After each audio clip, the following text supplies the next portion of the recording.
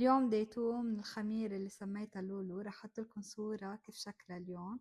بالاول حسيتها شوي فصلت، رح اخلطهم مع بعض. طالع هيك شكلها، يعني كأنها هيك متماسكة مع بعضها ولجة.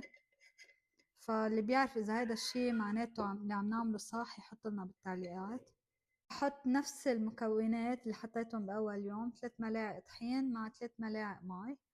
هالمرة ما رح اعبي الملعقة على الاخر، رح احط هيك.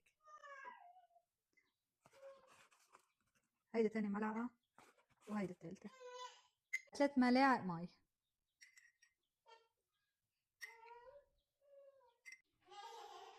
ماما، في ناس تعمل طحين عادي مش طحين قمحة كاملة، بس حياخد كتير وقت لحتى يصير في عنا الخميرة اللي نحن بدنا اياها، بينما هيدا الطحين حيخلي الخميرة تكون جاهزة خلال 7 ايام.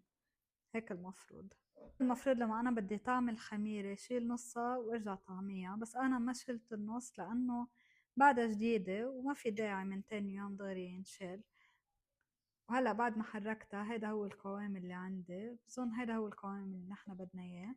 انا نظفت شوي المربين كرمال تصير مبينة اكتر. رح اتركها مثل اول يوم هيك مفتوحة وبحطها بالمطبخ. اذا عبالكم تابعوا معي هيدي التجربة اعملوا لي فولو وتابعوني بالفيديوهات الجاية.